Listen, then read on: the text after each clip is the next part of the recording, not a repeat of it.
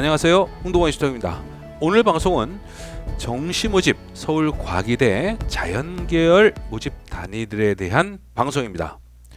본 방송이 이제 중요한 의미는요, 이제 수능이 끝났으니까 이 끝난 수능에서 과연 내 점수가 이 대학의 어느 정도 위치에 해당되느냐, 그래서 내가 논술이나 면접을 보러 가야 되느냐 말아야 되느냐, 바로 이런 것들을 이제 결정하는 데 상당히 중요하겠죠. 이러한 부분들을 결정할 때 가장 중요한 자료가 바로 정시 모집에서의 내 수능에 어느 정도 위치했는지 이것을 확인하는 것이 너무나도 중요한데요. 수능의 난이도와 비교해서 그러한 내용들 속에서 내 점수를 정확하게 이해를 하게 되면 여러분들의 보다 나은 어떤 입시 결과를 가질 수가 있을 겁니다. 바로 그러한 부분에서 상당히 중요한 내용인 것만큼요, 진행되는 방송 내용 잘 확인하시기 바랍니다. 먼저 서울과학기술대학교, 가장 핫한 학교 중에 하나죠. 중상위권 학생들에게 굉장히 핫한 이제 학교 중에 하나인데요. 2023학년도 정시 모집에서는 어떤 전형 방법을 채택하고 있는지 먼저 확인하도록 하겠습니다. 먼저 가군입니다. 가군에서는 기계 시스템 디자인 공학과 안전공학과 신소재 공학과를 비롯해서 MSDE 학과를 총 352명을 모집을 하게 되는데요. 전형 방법에서는 역시 이제 수능 100이고요. 영역별 반영 비율에서 본다면 국어가 20%, 수학이 35%, 상당히 높죠. 영어가 20%, 과학 두 과목이 25%입니다. 수능 반영 방법은 역시 표준 점수를 반영하고 있고요. 수학에서의 어떤 선택 과목에 대한 지정이 있다는 거 기하나 미적분 중에 택을 해야 되고요. 탐구에서도 과탐만 인정이 된다는 거, 과탐 두 과목이라는 거 확인하셔야 됩니다. 한국사에서는요, 3등급 이상이 만점이고 4등급부터 1점씩 감점이 된다라고 확인하시면 되고요. 영어는 1등급이 135점, 2등급이 130점, 3등급이 125점, 4등급이 115점입니다. 보통 영어는 한 2등급 선 정도 내외인 만큼 바로 그런 부분들을 감안해서 향후 성적을 보시면 좋겠고요. 다음으로 나군입니다. 나군에서도 기계 자동차 공학과 건축 공학 전공 등 미래 에너지 융합학과까지 총 279명을 선발을 하게 되는데요. 가군과 마찬가지로 나군에서도 전형 방법은 동일합니다. 그러면 이러한 이제 전형 방법들이 지난 과거와 어떻게 다른지 바로 그런 부분들을 이제 살펴볼 텐데요. 새로운 수능의 첫 해인 2022학년도 그 전형 방법과 동일하다라고 이제 볼 수가 있겠고요. 특히 과탐 2 응시자인 경우에는요, 취득 점수의 3% 가산이 된다는 거, 그 부분들을 계속 유지하고 있고, 수학에서의 선택 과목에 대한 지정, 그 부분들이 계속 유지가 되고 있는 점, 바로 그런 부분들을 확인하는 것이 좋겠습니다. 잠시 전할 말씀 드리겠습니다. 본 방송의 자료는 대학별 2023학년도 전형교획안, 대학별 입시 결과 발표 자료 등을 토대로 작성하였습니다. 서울 수도권 소재 주요 대학들의 입시 결과 및 지원 전략 자료를 지속적으로 업로드할 예정입니다. 구독과 좋아요 기억해 두시고요. 입시 관련한 궁금한 내용은요, 댓글 또는 카카오톡 홍동호 입시톡으로 문의하시기 바랍니다. 지금 이제 방송해 드리는 것은요, 서울과기대 자연계열 모집단입니다. 2020학년도부터 2022학년도까지 어떤 성적으로 변화해 왔는지 확인하도록 하겠습니다. 먼저 가군입니다. 가군에서는 이제 기계 시스템 디자인 공학과가 74명, 안전공학과가 25명, 신소재공학과가 31명, 건설 시스템 공학과가 46명, 전기정보공학과가 61명, 컴퓨터공학과가 32명, 환경공학과 환경정책 전공의 자연 모집 단위가 18명, 정밀화학과가 18명, 안경광학과가 16명, 산업공학과 ITM 전공의 자연 모집 단위가 8명, 경영학과의 글로벌 테크노 경영 전공의 자연 모집 단위로 4명, MSD 학과의 19명, 그래서 총 352명을 선발할 계획입니다.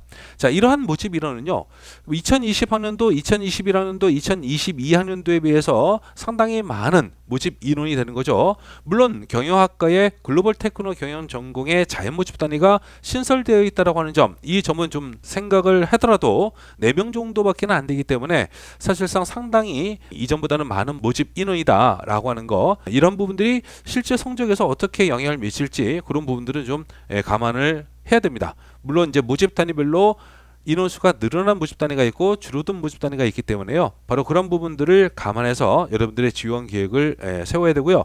전체적으로 이제 성적에서 본다면 모집 단위별로 합격자들의 평균 성적은 뭐 오르락 내리락 하고 있습니다. 2021학년도에는 오히려 살짝 올랐던 그러한 이제 모집 단위들이 2022학년도에 이제 낮아진 그러한 경향들을 보이고 있는데요. 특히 안전공학과 같은 경우는 2020학년도에 83.24에서 2021학년도 80.8, 2022학년도에 80.87이었고요. MSD 학과는 2020학년도에 87.85에서 2021학년도에 86.87, 2022학년도에 86.21로 지속적인 어떤 하락세를 보이고 있었다는 거죠. 이런 것에 비해서 다른 모집 단위들은 불수능이었던 오히려 2022학년도에 전년도 대비해서 성적이 향상되는, 평균 성적이 올라가는 그러한 경향을 보여주고 있습니다. 왜 이러한 현상들이 나타나는지 이런 부분들에 대해서는요, 뒷부분에서 좀 더 자세하게 분석을 하도록 하고요. 다음으로 나군입니다. 나군에서는 기계자동차공학과가 68명, 건축공학 전공이 29명, 건축학 전공 자연모집 단위가 18명, 전자공학과가 38명, 스마트 ICT 융합공학과가 23명으로 올해 처음 선발하게 되고요. 화공생명공학과가 30명, 식품공학과가 19명, 산업공학과 산업정보시스템 전공 자연모집 단위가 21명, 인공지능 응용학과가 17명, 지능형 반도체공학과가 8명, 미래에너지 융합학과가 8명, 총 279명을 선발합니다. 자, 이러한 이제 모집 인원 같은 경우는요, 2020학년도에 214명에서 2021학년도에 277명, 2022학년도에 282명에서 올해는 작년보다 오히려 줄어든 279명이에요. 새로운 모집 단위가 23명이나 많은 인원을 모집함에도 불구하고 279명으로 줄어들었다라고 하는 것은요, 다른 모집 단위에서 인원이 상당히 감소한 그런 부분들을 확인해야 됩니다. 그래서 인원이 가장 많이 줄었던 것이 이제 전자공학 쪽인데요. 전자공학 같은 경우에는 작년도까지만 해도 65명이었는데 올해는 38명을 모집한다는 거, 바로 이 부분을 주의를 해야 됩니다. 이러한 이제 모집 인원이 줄어든 만큼 사실상 성적에서는 상당한 영향을 미칠 수가 있다는 거죠. 바로 그런 부분들을 이제 주의를 해야 되고요.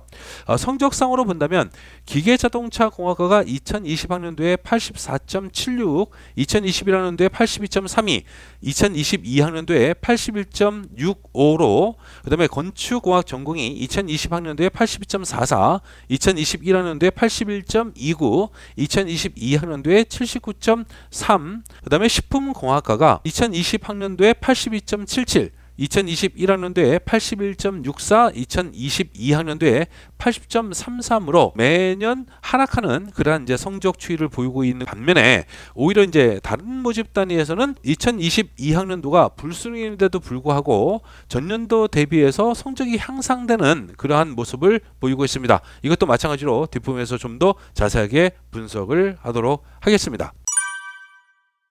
자, 이러한 이제 성적들의 어떤 현상, 추이, 바로 이런 부분들이 실질적으로 어떤 영향이 있었느냐, 수능하고의 어떤 연관성 속에서 우리가 이제 살펴보려고 하는데요. 가군하고 나군의 어떤 단순 평균 성적을 살펴보시면요, 가군에서 2020학년도에는 84.2, 2021학년도는 82.2, 2022학년도는 오히려 82.7로 높아졌어요. 나군에서도 2020학년도에는 88.3, 2021학년도에는 82.7, 2022학년도에는 83.1로 오히려 전년도에 비해서 높아진 그러한 성적을 보이고 있는 거죠.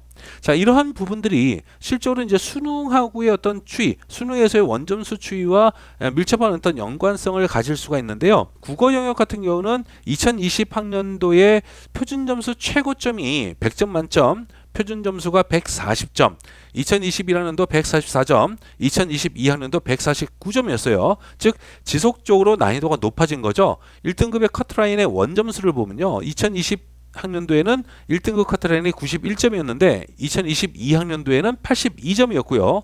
2등급에서도 2020학년도에 85점의 커트라인이 2022학년도에 75점이었습니다. 상당히 어려웠던 그러한 이제 수능이었다는 것을 보여주고 있죠.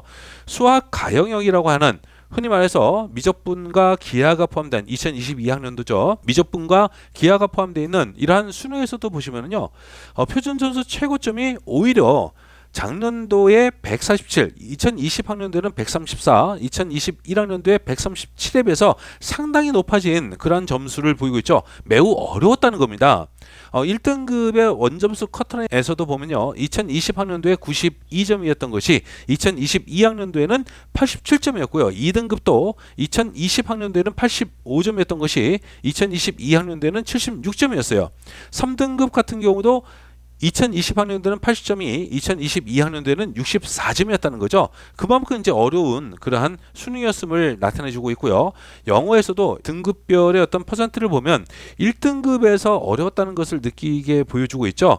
그러나 1등급과 2등급을 합산해서 본다면 2021학년도와 2022학년도가 그렇게 큰 어떤 차이가 없다. 오히려 3등급도 2022학년도에 더 많은 인원이 3등급을 성취하였다라고 이제 보여주고 있습니다. 이런 부분 속에서 본다면 이제 2022학년도에 상위권이나 중상위권에서 상당히 어려웠던 그런 이제 수능인 것을 알 수가 있는데요. 이러한 이제 불수능임에도 불구하고 오히려 성적이 올라갔다, 성적이 떨어지지 않고 오히려 성적이 올라갔다, 이러한 부분들은요 사실상 어떻게 이해할 수가 있냐면 바로 이런 거죠. 작년도 수능이 상당히 어려웠던 만큼 이런 이제 상위권이나 중상위권의 어떤 성적의 높은 성적을 가지고 있는 수험생들이 오히려 하향 안정적인 어떤 지원, 바로 이러한 경향이 좀 두드러지게 나타나는 것이 아니겠느냐. 서울과기대가 가지고 있는 어떤 입지상 이제 이러한 그 부분들의 경향이 바로 이러한 작년도 불수능이었을 때 오히려 성적이 올라가는 바로 그러한 현상을 보여준 것으로 그렇게 이해할 수가 있을 겁니다. 바로 이러한 부분들을 이제 참고로 해서 여러분들이 이번 수능이 끝나고 수시 모집에서 남은 논술과 면접에서 내가 참여할 거냐 말 거냐 바로 이런 부분들을 결정하는데 참고가 되었으면 좋겠습니다. 앞으로도 다른 대학들, 주요 대학들의 어떤 입시 결과 및 지원 전략을 지수로 업로드할 것입니다. 구독과 좋아요 다시 한번 강조드리고요. 수험생 여러분의 2023학년도 입시에서의 합격을 기원합니다. 감사합니다.